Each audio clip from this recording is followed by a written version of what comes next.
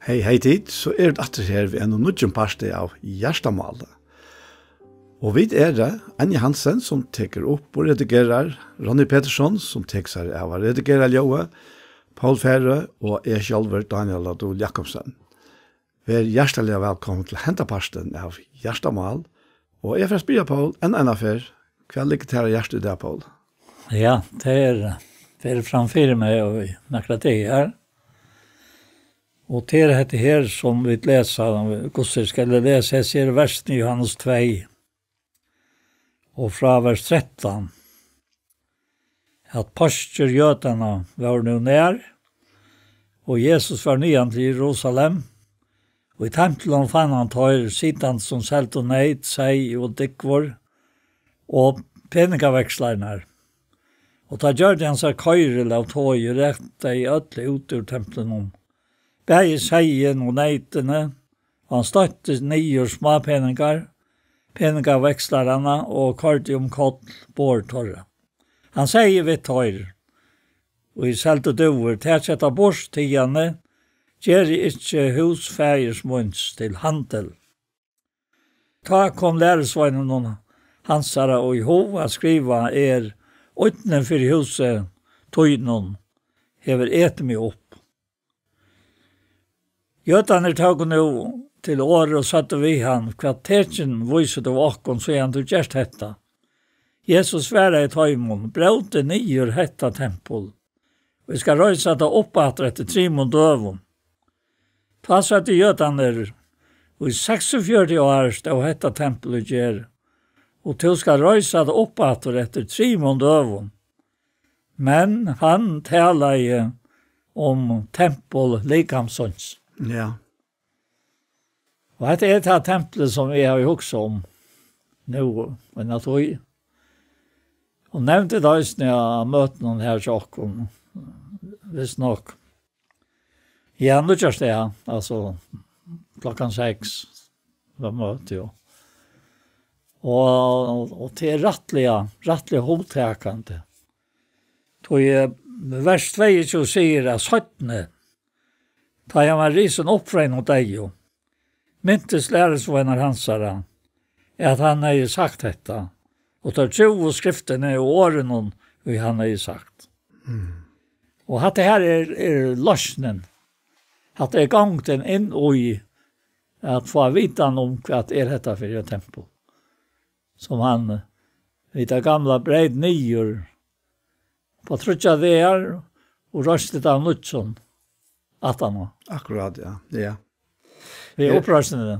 Ja, her er Øyland Ekvund Santing og Jesson.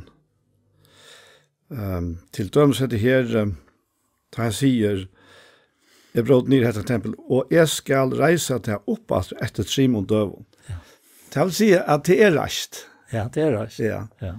Og det er ikke så løsende at vi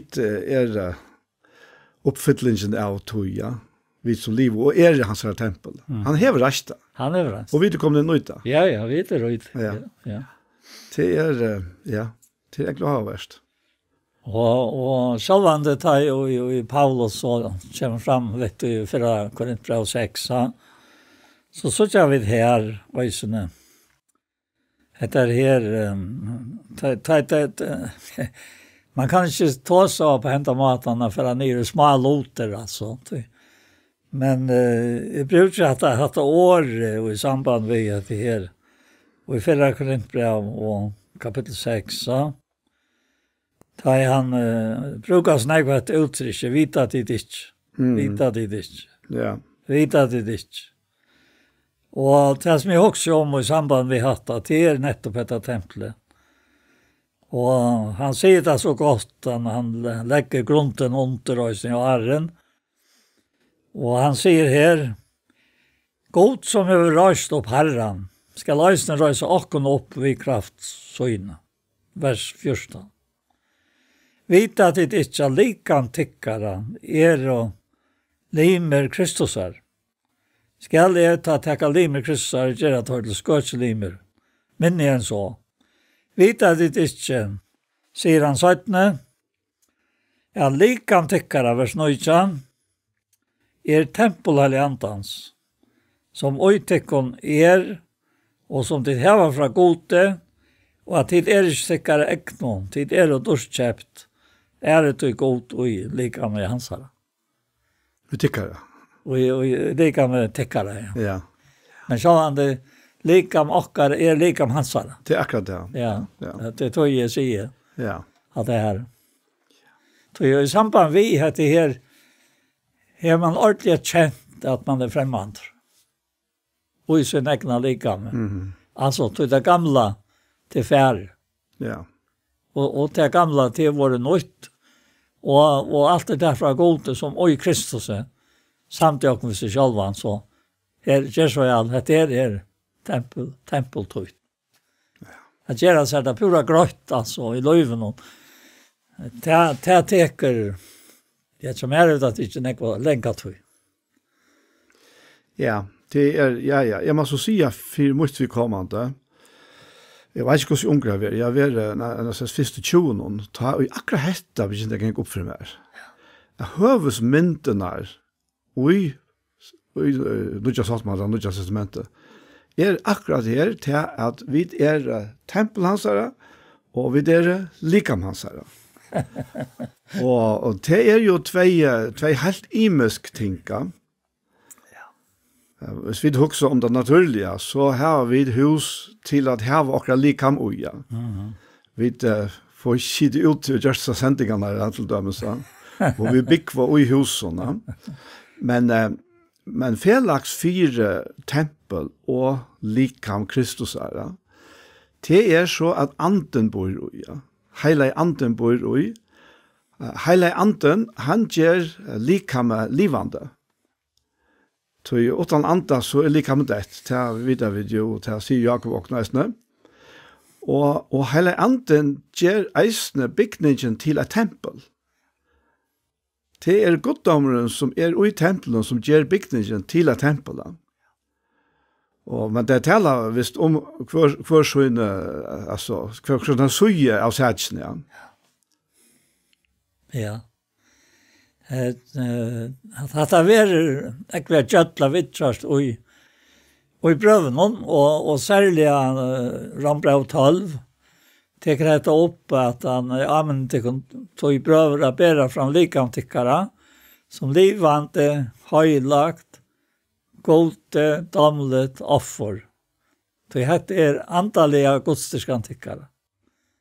Og bære det knyttet som heter alt, men være, altså tog det så være omskapt vi enda noe sinnestikkere. Så tid kunne røyne hva vilje gods det gava og det damlige av folkom. Men ikke også sakre enn vi røya, som man sier i versen 18 her. Han fer inn i smalåter, vet du, ja. Akkurat, ja. Og her sier han faktisk til at vi må søke heltene, at det ikke en av oss. Nei, av oss som det flertall. Det flertall, ja.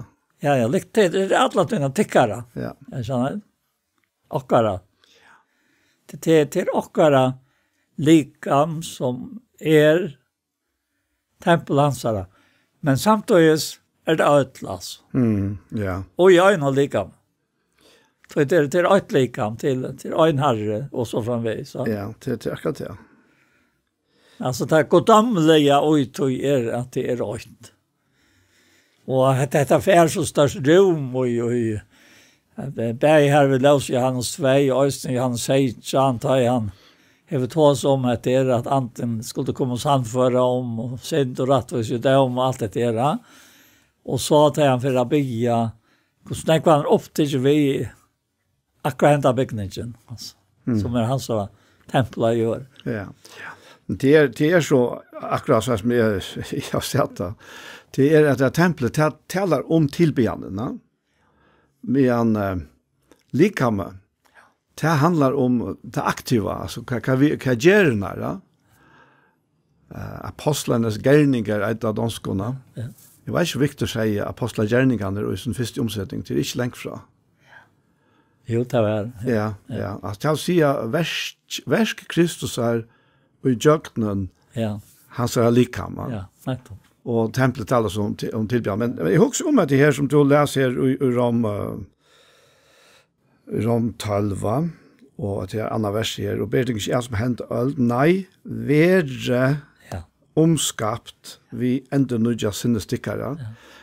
Og her det, altså, her så, jeg vet ikke hvordan man kan si, men det så et underfullt connection, så samband i middelen til at God vi Kristus hever fullgjort alt. Altså, som tempel, han hever reist tempel etter Simon døven. Og så kunne vi bare være passiv og steg utenfor og være pura passiva, men det ikke så løsning, ja. Til alle tøyene vi trunne, vi hele andan, vi opplysning av sånne årene, at vi vil ha gjort aktiv, og vi trunne, ikke passiv. Og til alt det sier så øyla godt, nei, være omskapt. Ja. Vi ender nødjan sinnestikkere. Det øyla kjoldan vi sutja året være, av førskan vi tveimon eddon. Ja. Og det altså, til å si bliv omskapt. Men det kan nesten være utan til å si at det en tilstand at verande ui tui, altså. Ja, alt det. Ja, men båshottren her. Ja. Vi har sett den etter noen. Men det særlig hatta som jeg hoksa om, da jeg nevnte dette, hvordan langt tøyta tåg. Jeg lykkes som man kommer inn i alt aspektet, altså. Det høyla, halten. Så underfullt. Ja, du kan ikke beskrive den. Du skoar inn i næka. Han sier det i Rambraun 5. Jeg hadde rett og slett at trygg hva vi tog noe frivillig god vi har akkurat Jesus Krist. Og så begynner han på det her. Vi har noen her var vi til et gang til hese nøye som vi stand i. Så her begynner det her. Ja, ja. Når kan man stende i hjemmen, altså, hva skal man ha et gang til det? Alle tog er virksomt, altså. Ja, nettopp, ja. Og vi revsakene av vevn om dårlig godt, sier han. Og ikke bare det, vi revsakene av trangt noen vi. Så nå kommer det som virker til sin rett. Så trangt noen virker tål, og tålet virker rønt sinne, og rønta sinne virker vevn. Og så kommer det her som løgn inn i det 5. verset, Rambra 5:5. Tog vevnen gjeris til skammer. Så kærlighet gods uthelter og hjertet nokkara. Når det er flertall. Vi har andan som giver noe ned. Ja. Og heilig anden kan i grunden ikke virke åttan så løys. Det her sånn jeg som binder skjermen ved han som har alt hva alt i himmelig å gjøre. Og som blir åkken færre uttatt. Kommer evangeliet og så framveis. Ja. Det akkurat at det her avhåverd og utøy, og som skikningen til åkken eisene. Jeg vet ikke hvordan det her vært. Altså, hvis vi ser med lukten av vi til dømes utrådta, takker vi fotball til dømes, så har du 22 pluss 1 mann av ødelen, 2 parster som spiller mot hverandre, og så kan du ha opp i å sitte av Old Trafford i Manchester, så nu har vi absolutt en liten kommer her. Men her var vi 76.000 avskåere til steder. Men vi er avskåere. Ja. Vi får ikke gjørst, vi ørstlite av disse noen.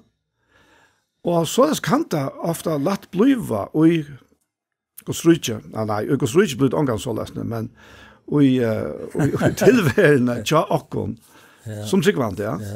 Hver og vi er avskåere til noe som andre gjør. Og det ikke meningen.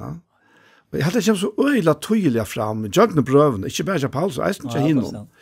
At det meningen at vi en aktiv pastor ute. Ikke til at vi arbeider med noen frelse til lengst som kommer forbi. Det kunne vi ikke. Men ut fra hese her støve som vi sett i, så meningen til at vi virkende, så løsende at nøyen kan breiast ut til test flere, som man sier i 2. Korint 8. Ja, altså. Og det så valgsiktende avhåverst. Og hva det som gjør okken aktiv i ødles ned? Ja. Det helt einfalt tryggven. Og anlitt av at han virker i okken, bare jeg vilje å virke. Ja, grunnene. Ja. Det annars det ikke trygg, ja, men så virker det ikke. Så virker ikke etter til hensikt som han atla da. Ta det vi trygg, ta her vi en leiklot som gjør at vi kan slett ikke råse oss. Men vi valgsikna vi at slipper være vi i versen nå. Ja, tog øysene til som kapitel 2 enda vi, ja. Sier dette så godt, hvordan han har sagt det til, at han talar om tempel likamshus, ja. Och Johannes 2, ja. Och i vers 21, ja. Men han talar om tempel likamshus. Här ligger så är det vojt, och bara att han har ständer det, 17, ta han är snopp till att läsa, lärsvännerna ta tro och ta skriften om, och årene och han har sagt. Och att det är en öliga avvärskan av lärsvännerna. Han säger satt om att det här för vittnar detta, tid skulle vittna. Ja, sant? Akkurat, ja. Men jag ska nämna det här först, att det här som kapitel ändrar vi.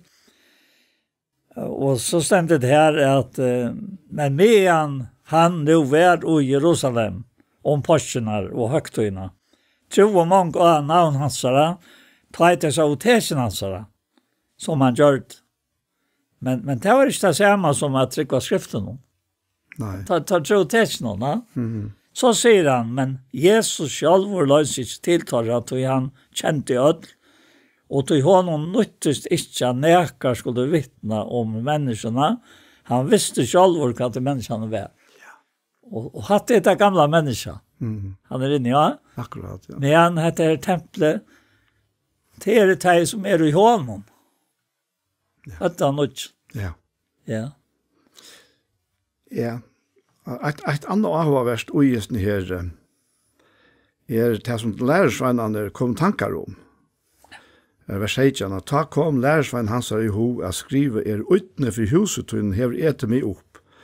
Og her det nok imenska omsetninger på det her, men han her omsetninger av Victor har alltid sagt meg så øylandegg. Tog at han kommer inn her, og han skapar ravasje i ødlån her. Og de aller helst samført om det at de gjør godt versk, samtidig som de tjener penger på det. men det som han ligger ui, det alltid at utne for husen her etter meg opp. Det vil si at vi ui okkara egne natur, eller gamla menneskene, kunne røyna at arbeida, et religiøst arbeid, og så løsne at vi ble så ivrige til at Herren selv, han den oppe av øtlån. Han slett til steder ute, til at vi så ugen ute som vi okkara verska, ikke hansara, men okkara versk. At han stendte helt utenfor det. Og det var jo faktisk det som ble den øyelig måneden her, og han jo sjokkeret av alt, da han bidde bråd til dette tempelet nye, og han skal reise det opp etter 3 mot øven. Det sier dere bare at det tver fullkomlige motsatte dimensjoner som krasjer sammen her. Ja, det gjør det. Ja, alvorlig. Ja. Og det gjør det i verlagen eisen enn det det. Ja, nettopp det. Det ei seg at det må være sånn, ja. Og jeg husker også om det som stender i Marskos. Altså hvordan kjølsamt det det imiska som kommer fram. Ta heter her oppe tala. Det ta i enden av Marskos. Halvtiden. Det var som du finner det kapitlen. Ja. Det råkner vi i at. Hva så også de her? Røyter, nyer, tempel. Man kan løyte på samme sant. Ja. Ja. Alltså det så enastandant jag säger det här. Att han som säger han till som säger bryter att du bryter ner detta tempel till steg 46 år. Ja. Och du ska bitcha att efter 3 mot av. Ja. Och det som gröp med så näkta i lästa och i vikna som för. Det var det här. Att det blev spott, bruklig spott. Alltså bara att hycka att Marcus ett vi kunde färra Matteus och sucha här. Att det var till spott. Det brukte att spotta vi, ja. Akkurat, ja. Ja. Ja, nettopp, ja. Till det här och till ja. Ja. Att det är öjliga näkva ströj som är rundan om ta ju Jesus skulle tagas av döv. Ja. Öjlig barta alltså i himmelrummen och alla ställen. Ja, mest, ja. Ja, här är Markus 14. Ja, nettopp. 8 ständer. Vi har hört han säga, jag ska bråda ner detta tempel som just är vid hånden, og etter 3 måneder bygger et annet som ikke er gjort vid hånden. Ja, akkurat. Ikke gjort vid hånden. Ja. Jeg har hatt uttrykk. Ja. Så dette er ikke noe som blir byggt, altså håndverk på tannmaten. Nei. Som ikke er gjort vid hånden. Ja? Ja, og vi har som mennesker øyla torrførst vi er løysaker fra til ytra. Ja. Fra bygningen og fra til som er inne i bygningen og til som bygninger vi brukte til. Ja. Det var ikke kyrkje eller samkomhus. Hva for kapittel var det? Det var 14-8, Markus. Ja. Og da han så kommer inn i tempelet her, så er tempelet bare tempel til at han er her. Det er etter det gamle forskriften er det jo tempel inntil forhenges skratnere. Ja.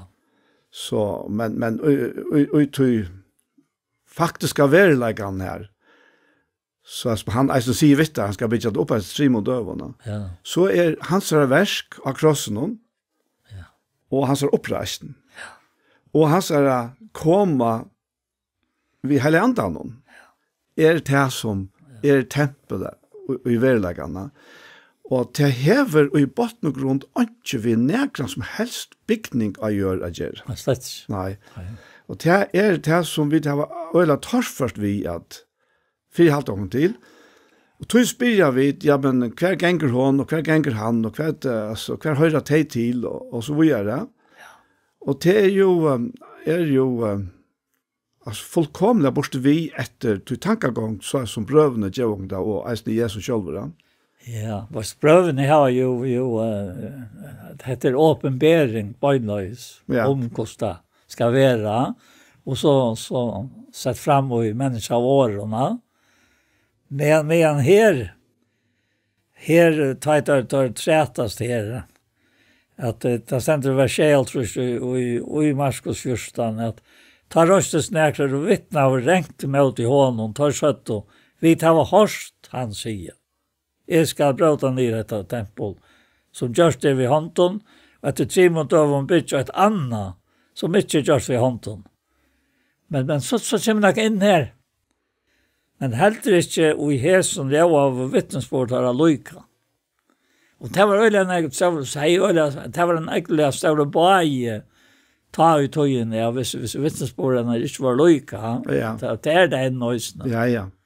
At det var bøye blant av vi torra heilasbona og øysene vi.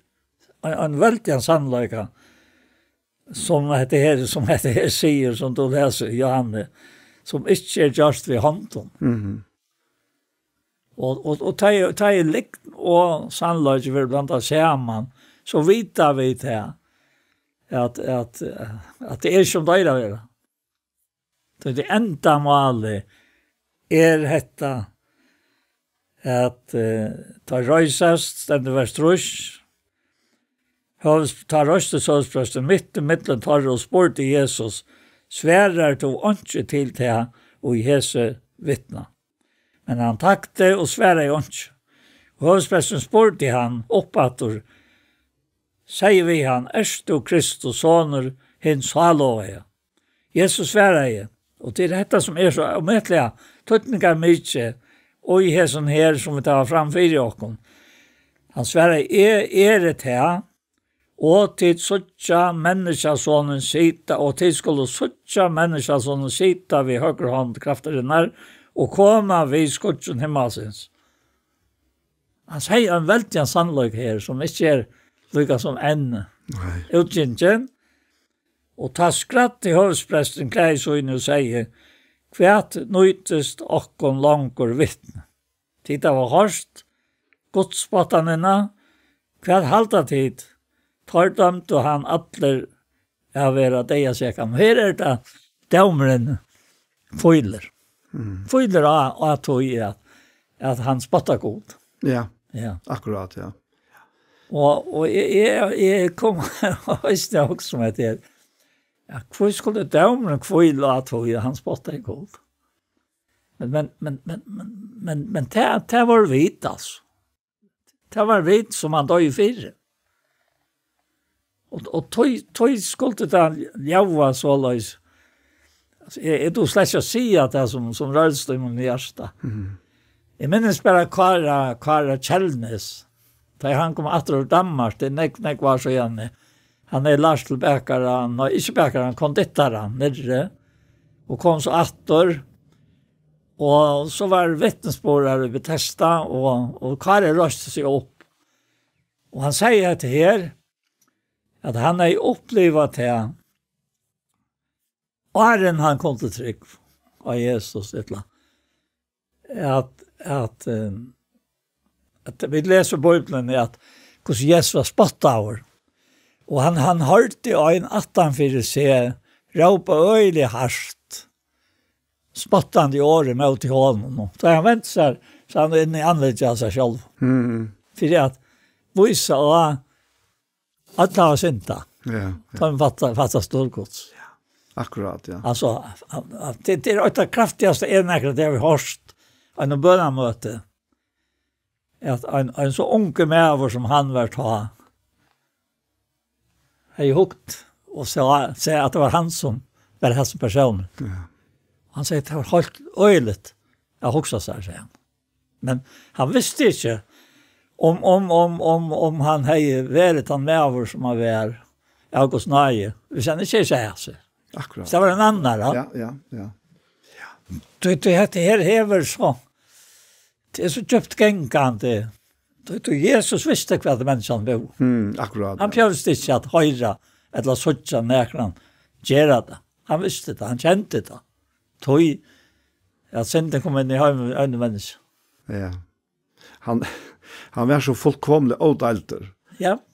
Han var så jöknen heiler, alltså. Ja. Han var heilaver og rattviser, Nettopp. og ble så til enda gjørter til sint. God gjørte han til sint. Ja. Det var ikke mennesker som gjørte han til sint. God gjørte han til God gjørte han til sint. Fyre okken. Ja, akkurat, ja.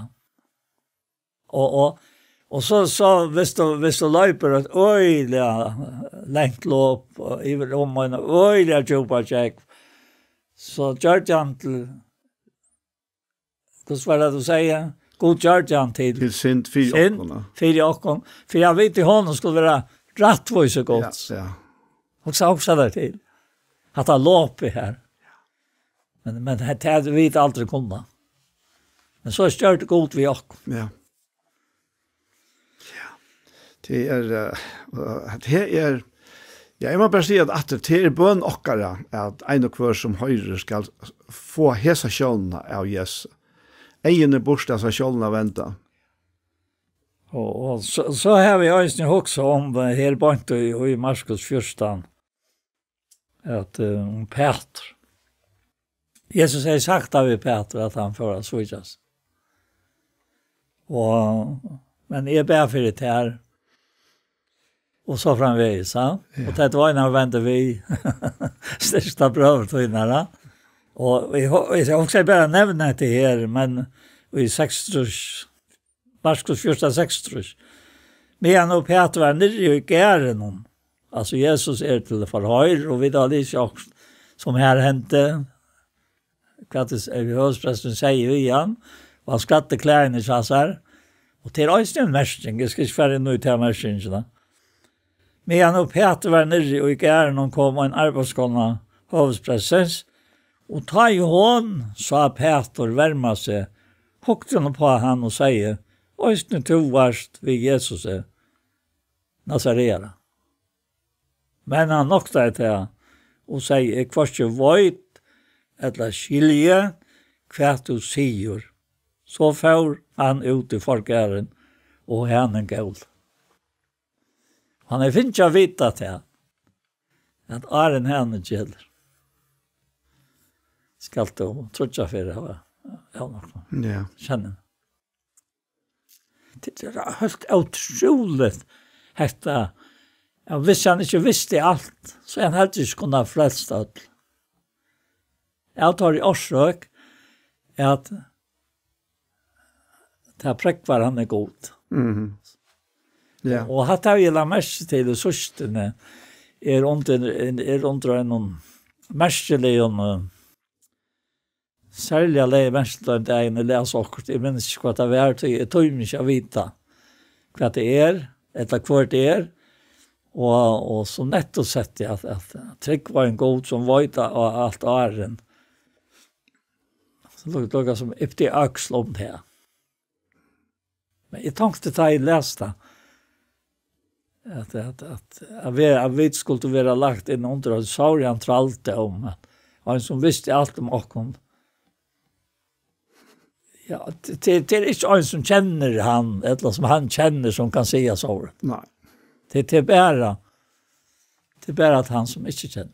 Det är det. Det som ger moner. Kristus moneren. Han moneren, ja. Kristus hins salvai till att säga att han som salvar vi hela andan som kommit till okkara och som kommit in i okkon och lever i okkon. Ett livande, verligt liv. Ja. Och så allt att in händer aheidan om att vi ska vara verande i hästen här. Vara aktiv ute, ja. Det verkligen spännande. Men det är i grunden det som har Atlantytningen. Att vi är i honom. Ja. Och han är i okkon och han säger det här i 17 Timotsbrev 2 och att fasta grundvattnet gott stämtor och har rätta insikle Herren känner syn. Och kvart han som nämner namn Herrens halt sig från öratvis, lägger han att rätt. Och det är ej så att det är öra tänka vi. Ja, akkurat. Ja. Det kan båda vägar. Ja, akkurat. Och jag också så om att här Lutcentrum i Matteus. Hvis vi finner fram till akkurat detta säga med här. Ja, i halv till Matteus 26. Ja. Ja, 26, ja. Det är rättelig, ja. Rättelig är mycket, alltså, det man läser det och ser hur Jesus handlar på ett imiska. Men det som är griper mer till samtidigt som allt detta för fram. Så och det kom till mig och jag att det har varit löje. Jag var ju näkare och tänkte. Ja, det här hanker en rånsmäver och han tar för sina synta. Och in i han kommer tempel. Halleanta. Ja. Det må ha varit hvis vi bara huxar och lustigt runt det. Detta flotta bygdensverket som ständer här. Det tog 46 år att bygga och nu ska tilltäcka och bråta ta nyer efter 3 mot öven. Ja. och den första som vet om alltså här Golgata. Det var han. Ja. Alltså, visst också om akkurat du säger här till att det hade ju i ålder liv och gästner efter Guds forskriften. Ja. Men det skilte ikke at det her var bare skuggamynter at du som skulle komme. Og det skilte så slett ikke at han som skuggamynten var av, han stod her, midt i middel der. Men de køyre av i synen, Ja. og de hadde jo alt, det som fyller alt her av løyva, og vogn, og alt ligger uges ned. Og nå kommer en her og sier, ja, men, brødre branier. Og nu nevnte du et sitat i Jan her ur Facebook alt av her som og hatt her tankegång den Kjøsra Nekvon at Kjøsra Nekvon mennesker som har holdt til å bråta og at trona i nier tja ørona men han var ikke sitt stegen Nettopp, ja. Det var måneder med Jesus. Jesus kom og breit religionerna nye, tog han deg, i seg selv. Han utan han alt det. Så han kom for å bråda religionerna nye, men ikke etterlatt et tomrum, men en fytling av hans egna fullkomna liv i stegen 4. Og det det som gjør bygningen til tempel og likame til hans likam. Til alt som sitter i øynene her. Lukas så han tar tøyene Jakob Wenzel og Kotlafjord ut. Og jeg var ofte og viser han og viser teg og var her til møter. Og først for jeg var til møter i Kotlafjord. Det var i 1935. Da badnalevene begynte vi å eier. Ta vær i her en viko. Ta jenter ettervar var og på at han var ferdig til Kotlafjord av viser. Og var her nok og et vikeskjøte. Og ta minnes det Jakob Wenzel sier til at alt skal til å legge mest til om du nærkant til først at tåse om dette som vi tar tåse om i det. Ja? At høyte og høgtøyene var brøtt.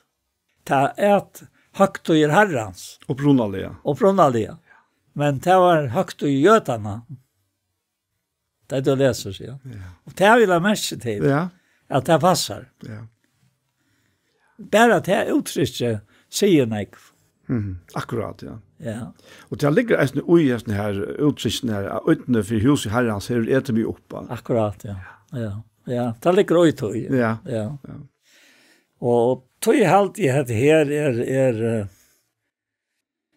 Jeg tar ikke bare lydsender om Jotas her og i 16. kapittel Matteus. Og til vers 14.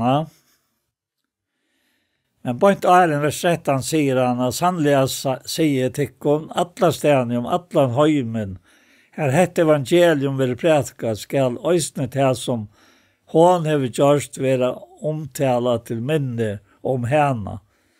Og dette var hon som kom og helte salvo og likam hansara og gjørte han til røyer til gjerraferna. Og han får ut at. Og så stender rettene her. Ta for øyn av hinnom 12. Tann og at Judas Iskariot til høvdsprestene. Og sier, hva vil jeg til at han med få av fire at djeva han og valgtikkere. Der gav hun ta 30 sekler. For torre stånd hei han i hova, nær best bær til og svitsjan. Og jeg husker om dette her, som et løs og Jane, han visste hvert og i øtlom bo. Akkurat, ja. Og så omtjekst han, ja. til tog i nattene, i en sorg og kærløyka, og sorg og omsorga. Ja. Og så han enda sier vi han, Jotas, hvor er du kommet hier? Og Jotas svitsjer 2 mennesker sånn vi har noen koss. Akkurat, ja. Det øyelig mist, men så mist måtte det være at anker var her som gjør det hatt. Ja. Det måtte til, ja. Jeg minnes også at Kai sier til en tale, Kai Johansen. Det har sett ofte så rimmar fast 18 år. Og han sier bare til hei Jotas at han har det som han har gjort. Færre til Jesus. Så har alt vært godt til Jotas. Og jeg har løyga. Det må det si han sier. Ja, ja. Men jeg bare ender til det som han sier. Akkurat, ja. Ja, det det, men jeg husker om måned mittlig Jesus og okkom. Ja. Du sier jo at du vil ikke vite. Nei.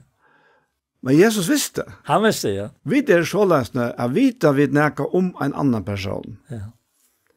Så så hendte nek ui okkom, vi okkom, i samband med den personen. Og jeg minnes en hending for noen år siden nå, hver ui en person som det var åttaland, så han var ikke føringer. Han nevnte negativt om en annan person som kom ur hans egna lande. Og jeg kjenner slett ikke personen. Så gikk et år, kanskje 2. Så vi hadde vært 2 til stier til når personer ble spilt i ruta. Og så vi i en større forsamling her til en sånn konferanse. Og nå trekker hesten her med fram, som var utspilter av oss nere, som vi ikke kjente, men nå hørte vi navnet, med trekker fram, og vi opplevde bare samståndes, hvordan negativ vi ble mot dess personen. Ja. Tøy at vi var negativt avvirket, finnes negative opplysninger, ja. Og selv om vi var ute i støvet, at vi helt faktisk slett ikke vi er personen som gav oss opplysningene. Så var det et så som var så inn i okken, og som bare avvokst tøy vi var kommet nære. Og vi var negativt innstilt, og vi måtte bare, vi snakket ordentlig utom et her, vi var så klatsjer av oss ned.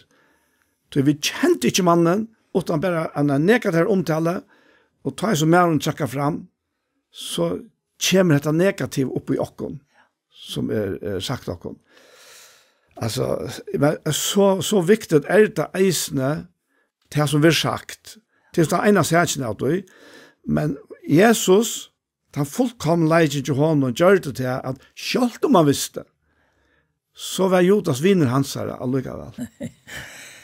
Og ja, jeg var ikke som skal tåre å si til her, men det satt, at for han som lete Kristus syrja 4 så i noen tankesystem. At det bare han som kan gjøre til oavvirke igjen av slukken negativt. Ja. Det er ikke annet. Nei. Og det føler ta Jesus talar til lærersvennerne og Erna for å ta løy og dødja, da han sier, titta har vi ikke utvalgt med. Nei, jeg har utvalgt tikkum, og jeg har sett tikkum til det. At de skal være ut og bære avvokst, og avvokst til hva skal være vi, så feiren kan gjøre tikkum alt som de ber han om. Jeg kaller det ikke langt på tjenere. Nei, tikkum er jo kallet viner. Allt det som jag har hört affären med någon har vi kunskapsstick. Allt. Ja. Och så kommer att han tillgång till han över till alla detta och han bryter det gamla nyer och byggt upp att det trim dövon. Och allt är i ögonen. Det är gott han kan inte switcha bara låtvist och så uppdaterar han att det var så. Det är inte gott. Och tog halt i att det är så otroliga verkors det här. Och jag snart som Kai säger. Utan att det är tot i ordentliga fota med rojt och alltså. Men hur stor är god att en människa kommer och fattar sig för i honom. Alltså är så att det och tog han säger Judas kvoi är det kom hit. Judas switch till människa son vi en kosse. Och detta var så att han finns pengarna. Men vi tar det inte Judas senare. Nej. Här är tack, no? Ja. Det är akkurat det. Jag lägger mest till ta i färdas vid kajt i många år runt i färgen och till han bär med om och jag kom till löjas in i alla de här samkomna som vi vanliga samlas vid. Ja? Till han kände inte alla och inte helt inte följt sig i alla ställen. Och det lukkades. Alltså, det var en sorg uppenbering av någon gåvon och samtidigt som han gör det till så minns det att han säger kör till en bygd. Här är inte något samkomma och samkomma. Men här är intermission. Här är en tryckvande närvaro som vi ena för röpte nyer till att det inte någon och i sagosklöckran live. I sa ta nöjt ut till honom. jeg må fære be han om skilta, når han igjen er her. Du skal ikke komme inn med meg, men bor jeg bare utenfor. Og tansjonen, jeg har alltid fortalt dette før. Tansjonen, og jeg sa, den tar bare kom opp, trappa var nok så høy, og glendare, og så kom jeg ut av trappene, og her oppe av trappene, hos 50 stør, og gråt og sammen. Tog nå, vi har ikke. Nei, og det var lenge tog 18 år til å være her. Ja, det tog til kaier opp og lagst. Fram. Ja. Det er så talande vårt, og det er og i samband med dette året. Ja. Alt dette er. Og det er bare Kristus og oss som kan få hatta fram. Det er bare Kristus og oss som kan få hatta fram. Og da vi så kunne lese oss til hvordan vel trittar vi det er, og som Paulus sier at innsikler vi hører i antan, inntil endre løsninger der, innsikler vi hører i antan. Også det er til uttrykk. Ja, fantastisk, helt.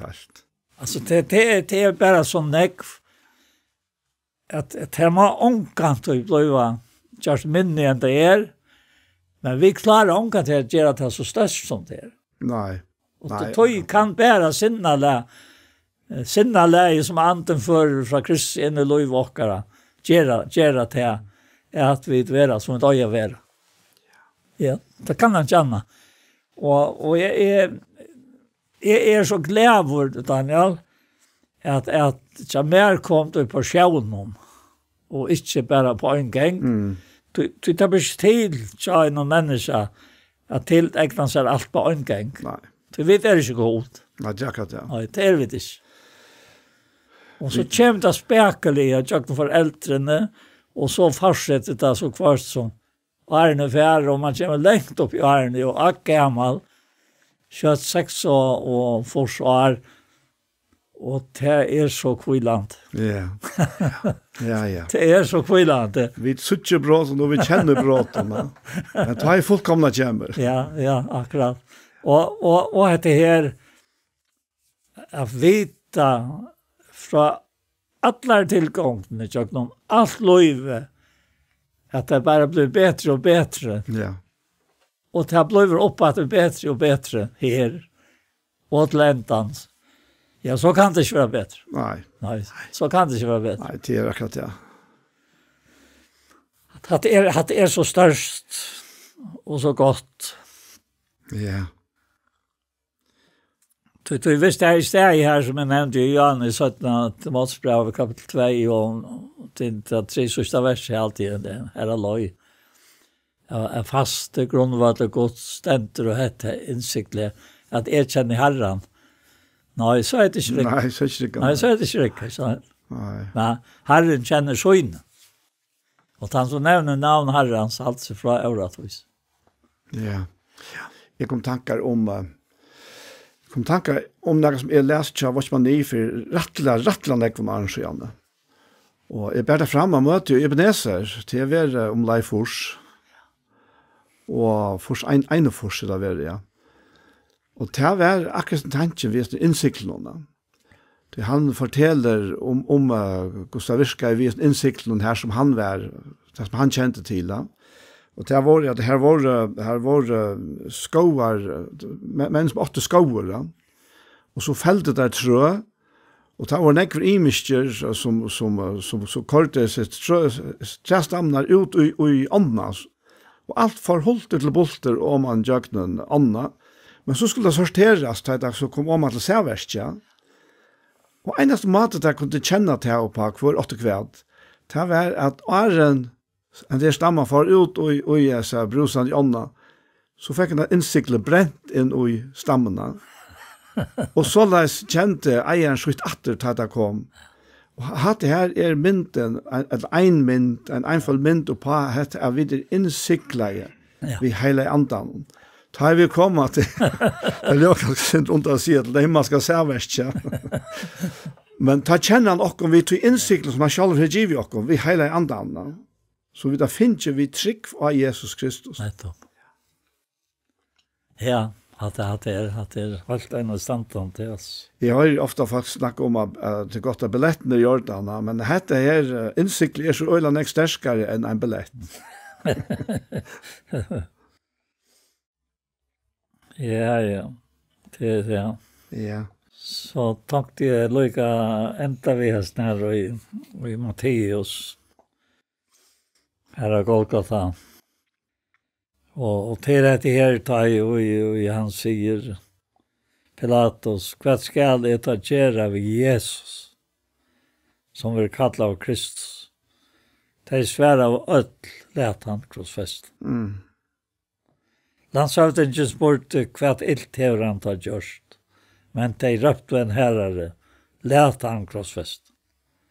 Da Pilatus nu sa at han ikke makta. Det kjemte fram som du nevnte i Janne. Bara vill att askvar. Ja. Ja. Men när gängren bäst tog till tog han vaska sig om händerna för i egen folksens och säger det säkerhet för blev någon så här sån rättvisa. Så tid till det. Allt folket svära i blev han så kom i rocken på ett knockar. Och gav han ta emot Barabbas läsan. Men Jesus lät han hovflancha och gav han upp att vara krossfästan och så färta fram alltså. Jag huxar om näka här som Bjarne Svoine fortalte. Han tar en av dötterna i Schweiz, Soversweiz. Och en del som han gick en längre tur så var det så eller verkligt fjäll och här var också byggt upp fjällen. Det så ut som ruiner det. Och så spurte han hur det fjället det är Pilatus. Ja. Ja, det är Pilatus. Och så säger han Pilatus alltså hur han något samband med Pilatus och i Nya testamentet som dömde Jesus. Ja, nettopp. Så här och i här sån här, alltså då inom här var Pilatus sätter. Så han måste vita alltså. Han klarar inte att leva långt. Nej. Och de måste flytta natten till Rom och så blev slöjt människor kort bortifrån och så rökt åt honom som här var. Och han säger till att det här blev så otroligt livande för sig också om. Alltså. Tillkännar är att hava svit i Jesus, eller dömt Jesus. Ja. Det var det som hette och arbetet här och crossfesting, det var ju romverskor säger det. Som är vi har det. Jo. Ja. Det var vanlig hotter satt hemma. Och så är det här, som man säger, träna heter här, som vi ska lända vid, vers 23. Och det som gick och fram vi spottade av han, ristade vi hötten och satt och to som bryter nyer templet och bygget upp att rätta trim och döv frälste självan. Erst och sonor gott så kom nyer av krossen. Det brände sig in i mitt hjärta. Ja. Alltså att det är en bönlös frösting för att det ända. Ja. Kommer nyer av krossen. Men ett mest suttja hur fast det har nått att han säger detta. Ja. To som bryter nyer templet och bygget upp att rätta trim och döv. Ja. Frälste självan. Frälste självan. Ja, alltså Jesus var fullkommen. Ja, alltså också där till att detta ska ligga här lagt av gode och i det och det pura avbrott. Ja. Alltså här är inte som inte är satt. Nej, jag tycker bara Jesus han var kommen och jag inte sørste frestingen at han var i Getsemane. Ja, det var det. Frestingen her, han bier fersen om det er gjørligt, eller om det er møvligt, at han kunne slippe undan det. Men det var just den här ätfinning och i Pilatus fäkt där han skriver i Ja. konkurjötarna. Ja. Alltså det ständer här att bara inte att han att han vill också till som bryter nya templet och bygger upp att det ser mot dövon frälste självan efter såna gods så kom ner av krossen. Och så är samma att ta av huvudprästen han och ösning hinner skriftlärd och äldst och sött och annor hever han frälst. Så självan kan han inte frälst. Han är ju konkur och frälst. Det han nu kommer han ner av krossen om så skulle vi trycka han alltså. Ösning spotta av det han och det. Ja. Det var inte ett torra smatjas. Slett inte. Kötarna. Nej. Han löjtar gott. Han frälser han nu om man lägger ner ojan. Han har ju sagt såna gods. Alltså det är öjligt det. Alltså han har haft ransmänner han tar som krossfäster var vi honom. Hon satta tøym han kom mysker över Atlantet. Det var det lika touchenda tøym. Och nutjenda tøym han röpte Jesus vi herre röt Eli lama sabachthani. Det är god moin kui först och framar. Jesus och stände vers och allt. Och Jesus röpte att vi herre rött och gav upp antan. Ta skrattna i förren till templen och de två. Fra erva lykka nyr i jöknon, gör en skalv och klättan är klona och gräven är öppna av oss och lika med av månken av en höjlev och i savna våra bostor ris upp. Det gick ut ur gröven och efter upprörstansare och kom in i en höjliga steg och visste sig för månken. Men ta i huvsmären och ta i vi honom helt och vakt i vi Jesus. Sav och hjärtskjoltan. Och det som hände var det äckliga ratter och satt och sannoliga hesen var soner gods. Ja. Du sagst ändå att Bayer ransmänner spotta av, ja. Ja, Bayer spotta. Till så att han ene vänder vi. Ja. Vänder sig till Jesus. Ja, till Jesus. Till vänder vi. Till vänder sig till Jesus. Till vänder vi. Ja. Det är till Jesus. Ja. Jag sitter på ska du be en bön sammen. Ja, det tack för det. Ja, vi kunde se till det där. Åh, Herre. Det är så omötliga tacksamma till tog för detta vers. Vi vet inte hur så långt vi släpper av er i som versen. Då är det to. Det är to som omsitter detta vers. Jag får året ut och in i görsten av människan så att jag kommer vara frälst. Och Herre, och ta in i böten byggt upp. Segna detta versk och segna ösne. Hesekära Herre som stannar utanför där. Vi lägger dig ta in i hand och ber dig om att ta emot gängast vid alla atlan hot. Och tacka till Herre för Jesu lötna samman. Och i Jesu namn i Amen. Amen. Så var hesenparsten av Gjerstamal komna enda, og vi færre at takka for jokkon, og vi Anja Hansen som teker opp og redigerer, klipper og setter sammen, og så det Ronny Petersson som teker seg av ljøvnen, at det har vært så godt som Jarlet, Paul Færre og sjálfur Daniel Adol Jakobsen. Tusen takk for Jesu. Pastor av Gjerstamal som har vært, takk kan du finne av YouTube, og du leider av Ektos Sjånvarsp. Og hesen her pastoren, han kommer eisne være lagt ut av her, han kommer eisne være senter av Tjei, Kristelig Kringvarsp. En annen fer, tusen takk for Jesu.